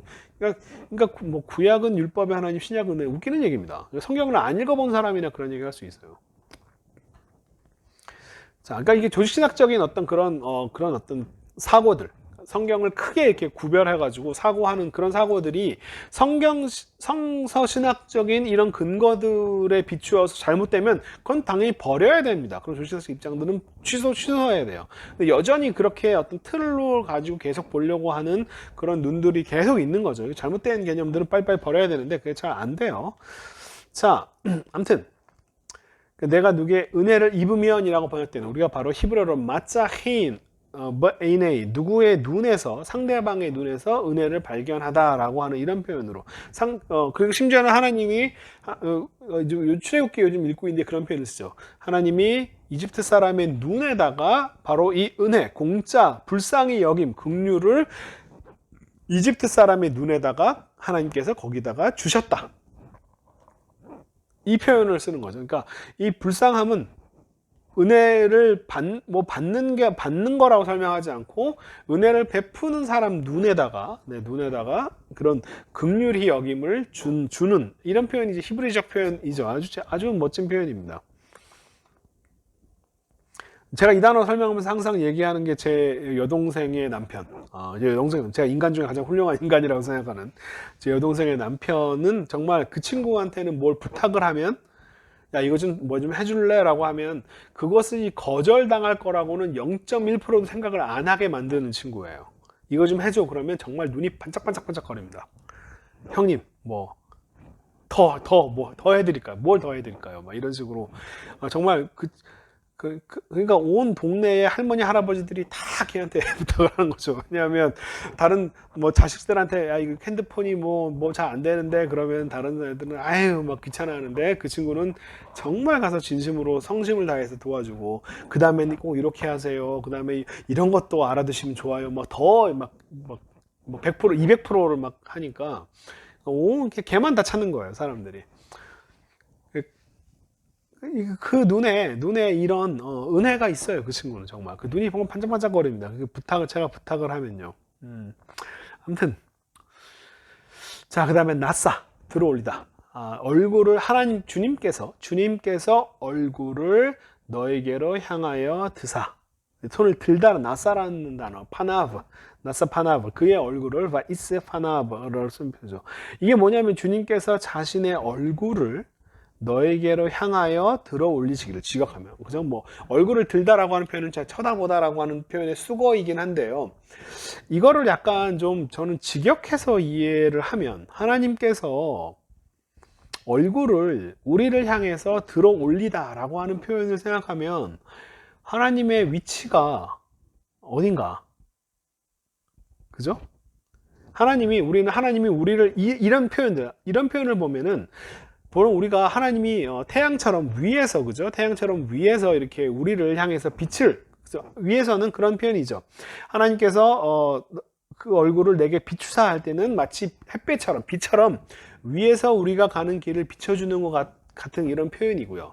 근데 여기서는 또 다른 표현으로 하나님께서 그 자신의 얼굴을 너를 향해서 들어 올리다라고 했을 때, 이때 하나님의 위치는 어디냐라고 물어보면 하나님이 마치 우리 밑에 있는 것 같다라는 생각이 들어요. 그런 표현이 듭니다. 우리가 뭐 하나님은 모든 곳에 다 계시는 분이라고 생각하지만 하나님이 우리 밑에 있을 거라고는 잘 생각 안 하죠. 어떤 이런 영성적 상상력, 하나님이 우리 밑에 계실 수도 있구나라고 하는 이런 어떤 상상력이, 저는 그러니까 우리가 기존에 익숙한 어떤 표현들을 벗어나게 만드는 것 같아요. 이런 게 저는 좋습니다.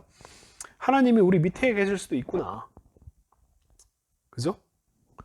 자, 이게 평강 주시기를 이라고 했을 때 그 샬롬이라고 하는, 나중에 설명 많이 했죠. 샬롬을 피스라고 번역한 건 제가 정말 제일 안 좋은 번역 중에 하나다. 물론 틀린 번역이라고 얘기할 수는 없는데, 이 샬롬이라고 하는 기본적인 뜻은 온전함이라고 하는 뜻이다. 그래서 이 단어가 서로 평화할 것이요가 아니라 서로를 온전하게 만들 것이다. 우리 집 소가 상대편 소를 죽였으면은 그 상대방은 온전한 상태가 안 된 상태니까 다시 온전하게 만들어주는 것. 그죠? 이게 바로 이 샬롬이 피엘펙티티브로 사용되는, 슐렘이라고 하는 피엘펙티티브로 사용되는, 도둑 훔쳤으면은 상대방의 온전함을 깨트린 거기 때문에 그 상대방을 다시 온전하게 배상해 주는 것. 네, 아사의 마음이 일평생 주님 앞에 평안하였으며라고 도무지 이 상황에서 번역할 수 없으니까 이제 드디어 이 원래적인 의미는 온전하다라고 하는 표현을 쓴 겁니다. 이런 표현들이, 그러니까 이게 원래적인 의미인데, 성경 번역하는 사람이 샬롬은 일단 기본적으로 피스, 평화, 뭐 화평, 화목, 이런 식으로 딱 번역을 해놓고, 그게 맞으면 그거 써놓고, 맞으면 그걸 괜찮아 써놓고, 아니 도무지 그렇게 번역할 수 없을 때만 다른 표현을 쓰는 게 저는 기본적으로 이게 잘못된 방식이다 라고 얘기하는 거예요. 하나님께서 너에게 샬롬을 너에게 주신다 라고 하는 표현은, 그게 바로 뭐냐면 온전한 모습으로 회복하는 것을 의미한다. 자, 그래서 다시 한번 이 바라크를 다시 한번 이 구절을 다시 한번 생각하면, 이 복을 주다라고 하는 말은 사실 상대를 무릎 꿇은 상태로 만들다라고 하는 표현입니다. 그러니까 이 표현은 그리스 라틴어에 또 좋은 말을 해주다라고 하는 거고, 혹은 악기나 재앙을 뭐 막아주는 거, 의식적 삶의 문제를 해결해 주는 것과는 사실은 아무런 상관이 없는 거예요. 그게 뭐냐면, 근본적인 차이는 뭐냐면, 복을 이해하는 가장 근본적인 시각적 차이는 뭐냐면, 무엇을 받는 것이냐, 뭐 좋은 말을 받는 거고, 재앙으로서 보호를 받거나 의식적 문제가 해결되고, 이런 축복을 받는 사람이 주는 사람에게서 뭘 받느냐라고 하는, 이걸 전혀 생각하지 않는 표현입니다. 그래서 하나님께서 복을 주셨다라고 했을 때 성경에 그런 표현이 참 많이 나오잖아요. 근데 어떤 경우는 그 복의 결과로 어떤 일이 벌어진다라고 설명이 되는 구절도 있고, 그런 구절이 전혀 없는 구절도 있어요. 그냥 하나님께서 복을 주셨다, 그걸 끝이에요. 뭐 복을 받아서 어떻게 됐는데, 뭘 받았는데 라고 하는 것을 전혀 설명하지 않는 경우도 참 많이 있습니다. 그러니까 이 부분에 대해서 이 부분이 핵심이 아니라는 거예요. 오히려 이 단어, 지금 이 바라크라고 하는 단어가 의미하는 바는 뭐냐면은 이 무엇이라고 하는 것의 내용이 아니라 이 복을 받는 사람이 하나님으로부터 하나님께서 뭘 주실게가 이게 중요한 문제가 아니라 내가 복을 받는 자가 어떠한 자세로 있는가라고 하는 것에 더 포커스를 둔 표현이라는 거예요. 저는 그래서 이 표현이 너무 좋습니다. 이 표현이 너무 아름다워요.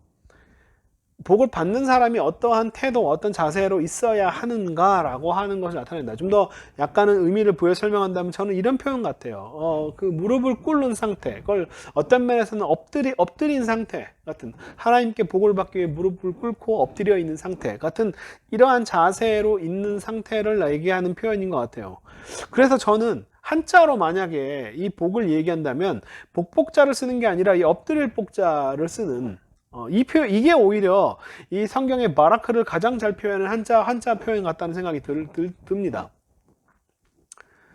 이 참 무릎을 꿇은 상태라고 하는 표현, 엎드려 있는 상태라고 하는 것이 제가 이제 인생을 살아가면서 정말 이렇게 정말 막 하나님 앞에 무릎을 꿇을 수밖에 없는 어떤 그런 순간들이 제 인생에도 뭐 많이 있었고요. 여러분들에도 분명히 있었을 겁니다. 정말 이렇게 막 꺾이는 무릎이 그냥 막 정말 그 ip새에 있는 바람에도 무릎이 막 날카롭게 베어서 다리에 힘이 쭉쭉쭉 빠져서 정말 이렇게 엎드리고 좌절하고 정말 내 인생에 더 밑에는 바닥이 없을 것 같다. 막 이런 그림들, 이런 인생의 삶의 경험들을 저도 마찬가지로 좀 했고, 만약에 여러분은 충분히 다 그랬을 것 같아요. 다 그랬을 것 같습니다. 저는 이 복이라고 하는 단어가 저한테는 사실은 이런 이미지를 더 가깝게 뭘 받아가지고 막 잘 먹고 잘 살고 이런 이미지가 아니라 저한테는 이 바라크라고 하는 단어를 볼 때마다 저는 이 자세가 가장 많이 떠올라요. 이렇게 엎드려 있는 어떤 그런 표현들. 그러니까 내 인생의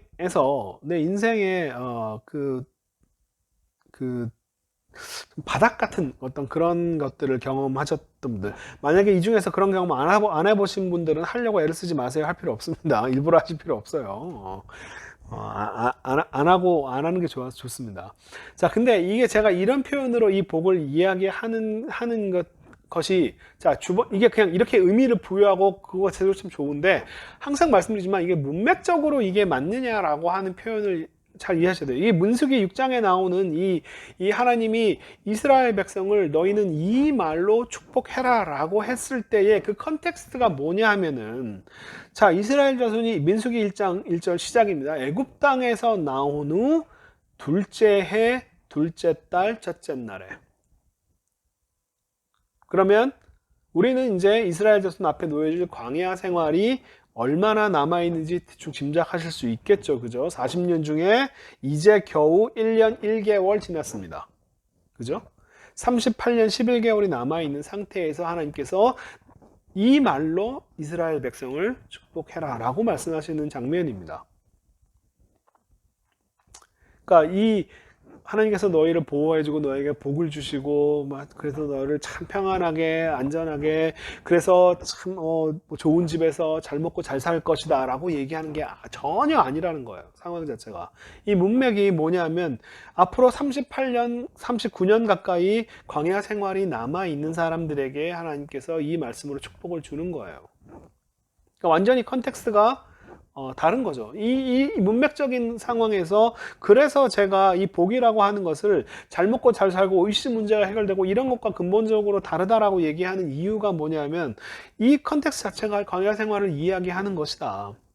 그리고 우리가 하나님 앞에 복을 받는, 엎드리는 것에 대해서 하나님께서 우리에게 어떻게 하냐 하면, 전 이 표현이 너무 좋아요. 제가 얘기하는 게 뭐냐면, 그 얼굴을 내게로 향하여 드사, 하나님께서 우리가 그 광야 생활이 마치 이스라엘 백성에게 있어서 한편으로는 정말 우리가 봤을 때는, 그죠? 우리가 봤을 때는 이 앞으로 이런 어려운 시간을 거치면 정말 적각거리는 가나안 땅에 도착할 거야 라고 우리는 알지만, 그 광야 생활을 겪는 사람은 그 광야 생활이 언제 끝나는지 모르잖아요. 그죠? 끝이 안 보이는 정말 바닥을 기는 것 같은 삶을 살아가는 거잖아요. 아무리 고통이 길어도요, 그 고통이 언제 끝날 줄 알면 훨씬 고통이 덜 할 거예요. 근데 그 고통이 언제 끝날지 모르잖아요. 그죠? 그것 때문에 더 힘든 거죠. 근데 그때 우리가 더 이상 마치 인생의 바닥 같은 그런 광야 생활, 정말 바닥 같은 삶을, 아까 광야라는 표현을 광야가 무슨 말인지, 사람이 살 수 없는 땅이라는 표현이에요, 기본적으로. 그죠? 사람이 살 수 없는 땅에, 살 수 없는 곳에서 40년을 살아가는, 그것도 기한이 언제 끝나는지 알면 버틸 수 있겠는데, 끝이 안 보이는 사람이 살 수 없는 곳에서 살아가는 사람들에게 정말 여기가 인생의 막장이구나, 여기가 인생의 맨 밑바닥이구나 라고 생각할 수밖에 없어서 다리에 힘이 다 풀려버리는 그런 순간에 하나님께서 얼굴을 들어서 나를 쳐다보신대요. 하나님이 마치 내 인생의 바닥은 더 이상 없을 것 같은데, 하나님께서 나를 올려서 쳐다보시는 것 같이, 이런 표현을 사용합니다. 하나님께서 저 위에서 그 얼굴을 태양처럼 우리에게 빛을 비추기도 하는 것과 동시에 하나님께서 우리 밑에서 우리를 쳐다보시는 것 같다는 이런 표현. 그러니까 이 밑에 바닥에 더 있을까 싶은 순간에 하나님께서 우리 밑에 계시는구나 라고 하는 그런 것이 저한테 주었던 위로는 정말 글쎄요, 이거 뭐 말로 표현을 못 하겠네요.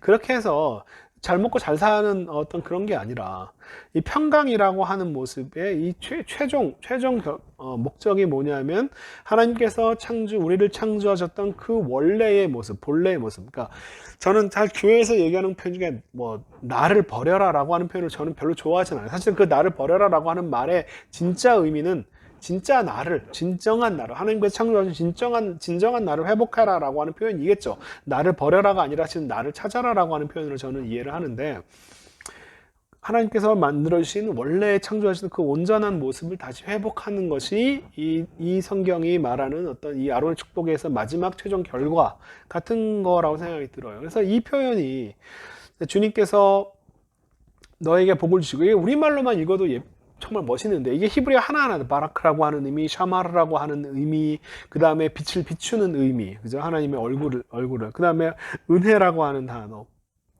그 다음에 하나님께서 얼굴을 드는 것의 의미들, 그 다음에 샬롬이라고 하는, 이 하나하나들 히브리어 단어를 살펴보면요, 이 짧은 이 말의 축도가 주는 의미들이요, 진짜 너무너무 풍성해지거든요.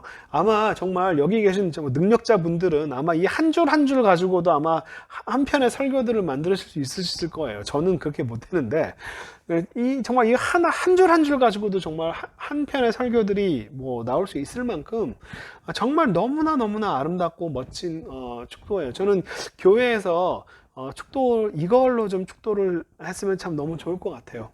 성도님들께 정말 많은 위로와 힘이 될 것 같다는 생각도 들고요. 이런 의미들을 이렇게 또 설명을 해드리시면 또 너무 좋아하실 것 같고요.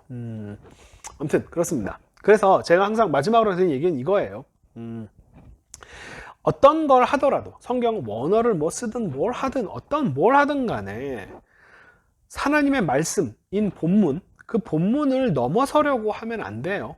저는 이 하나님의 말씀을 넘어서서 이걸 갖다가 자기가 막 끌어다가 어디다가 막 쓰고 막 하나님의 말씀 선포가 가장 핵심이다, 예배의 중심이고, 그리고 설교도 거기에 봉사하는 것 뿐이지, 그 하나님의 말씀을 가지고 자기가 워낙 말하고 싶은 것들을 끌어다 쓰는 이런 식의 어떤 방법들, 사실 하나님의 말씀을 넘어서지 말라라고 하는 요 표현 하나만 가지고도 제가 또 하나의 세미나를 할 수 있을 정도로 길게 얘기할 수 있긴 하지만, 아마 사실 설교를 준비해 보셨고 하나님의 말씀을 하나님의 말씀에 대해서 설교를 해보신 분들을, 혹은 뭐 아이들을 가르쳐 보신 분들은 이 본문을 넘지 마라라고 하는 말이 갖고 있는 어떤 그 무게들을 아마 충분히 이해하실 거라고, 제가 굳이 막 자세히 설명 안 해도 충분히 이해하실 거라고 생각합니다.